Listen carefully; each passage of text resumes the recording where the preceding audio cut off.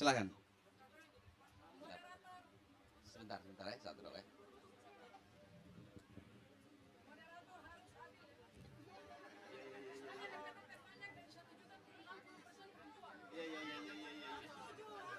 Siap.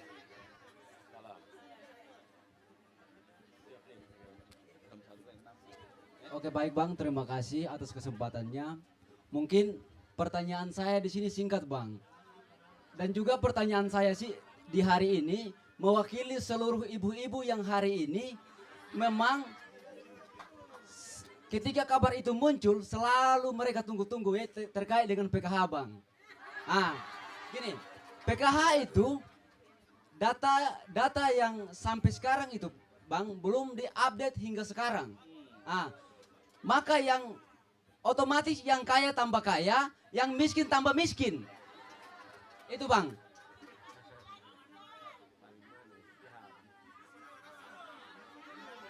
Oh ya lupa maaf, perkenalkan nama saya Vicky Besan. Saya mahasiswa Unpati, Fakultas Ilmu Sosial dan Ilmu Politik. Panggilannya siapa? Vicky.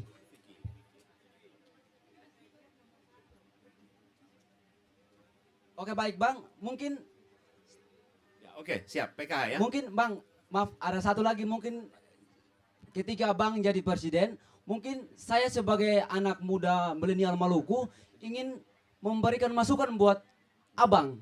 Ah, gini Bang, di Maluku ini kebanyakan milenial itu pada saat selesai jenjang perkuliahan sampai pada lapangan pekerja itu minim.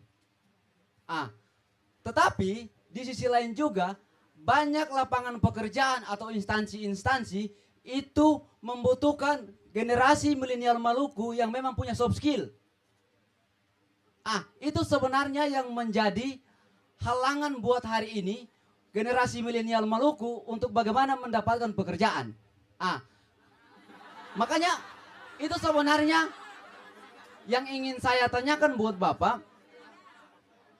Kira-kira ketika Bapak jadi presiden, apa yang ingin Bapak tawarkan buat regenerasi milenial Maluku yang hari ini minimnya soft skill dan juga kurangnya lapangan pekerjaan. Sekian dari saya. Wabillahi taufik wal hidayah. Wassalamualaikum warahmatullahi taala wabarakatuh.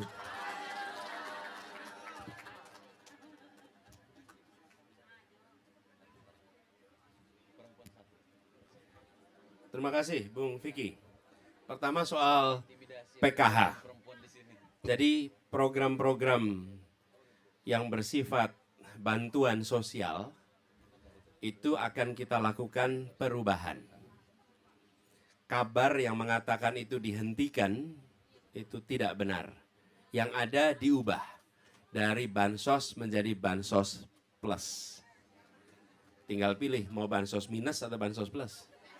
Nah, bansos plus. Apa perubahannya? Satu, terkait dengan jumlahnya. Yang kedua, terkait dengan penerimanya. Banyak yang sebetulnya berhak tapi tidak mendapatkan. Kenapa? Karena data yang belum akurat. Yang kedua, praktek di lapangan. Ada ordal-ordal nih. Betul tidak? Nah, ordal-ordal ini harus dibersihkan. Dan pembersihannya harus melibatkan masyarakat. Kemudian yang ketiga adalah pendampingan supaya memiliki soft skill agar bisa punya pendapatan tambahan. Jadi insya Allah itu akan kita bereskan. Pengalaman ini saya cerita pengalaman. Mungkin ini diteruskan di Jakarta, di nasional mungkin berbeda.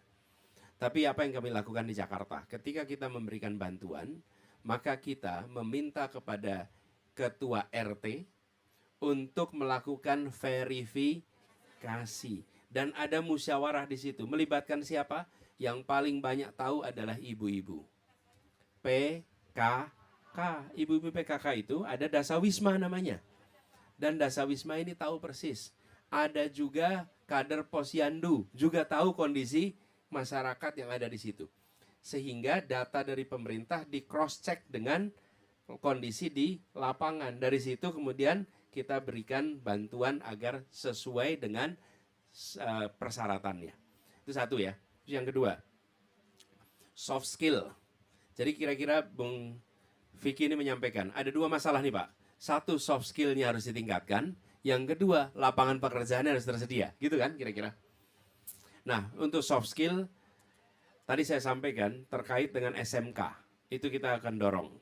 Kemudian yang kedua, terkait dengan mereka yang sudah kuliah, mungkin memang harus ada program-program pendampingan untuk keterampilan-keterampilan khusus yang dibutuhkan di kawasan Maluku. Dan bila itu dibutuhkan, lewat perguruan tinggi perlu disiapkan semacam training-training spesifik dengan ada sertifikasinya, supaya memiliki keterampilan-keterampilan spesifik yang dibutuhkan. Nanti kita bisa bahas sama-sama dengan Pak Timura misalnya. Training-training apa yang dibutuhkan supaya mahasiswa bisa ambil training itu, dapat sertifikasinya, lalu bisa dibawa itu ke job market. Ya, itu satu untuk skillnya. Yang kedua terkait dengan penyediaan lapangan pekerjaan. Lapangan pekerjaannya ada beberapa rute. Rute pertama adalah membuat UMKM tumbuh berkembang lebih cepat. Karena UMKM ini adalah penyedia lapangan pekerjaan paling cepat. Begitu UMKM itu tumbuh, dia langsung merekrut orang untuk bekerja. Dan kecepatan rekrutmennya itu tidak seperti perusahaan besar, bisa cepat sekali dilakukan. Apa yang dibentuk UMKM? Satu adalah bantuan permodalan. Yang kedua, regulasi yang diubah. Hari ini, bila ukurannya kecil, sektornya non formal, cari pinjaman sulit sekali. Lebih mudah yang besar cari pinjaman ke bank daripada yang kecil cari pinjaman ke bank. Betul tidak?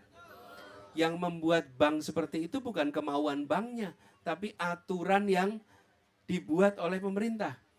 Kepada siapa dibuat aturan itu? Kepada bank-bank milik pemerintah. Karena bank-bank milik pemerintah itu punya tugas melakukan pembangunan, bukan semata-mata swasta. Kalau dia hanya beroperasi seperti swasta, ya jadi bank swasta saja.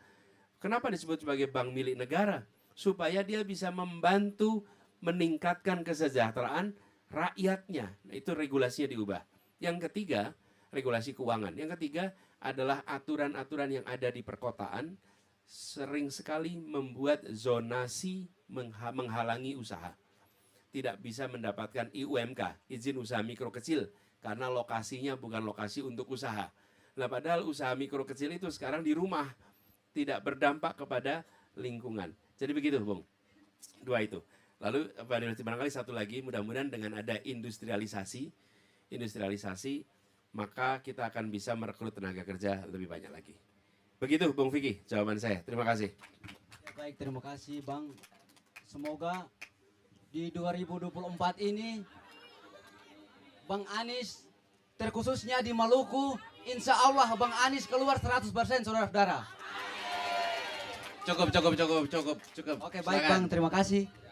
Satu lagi di bagian sini. Sebentar.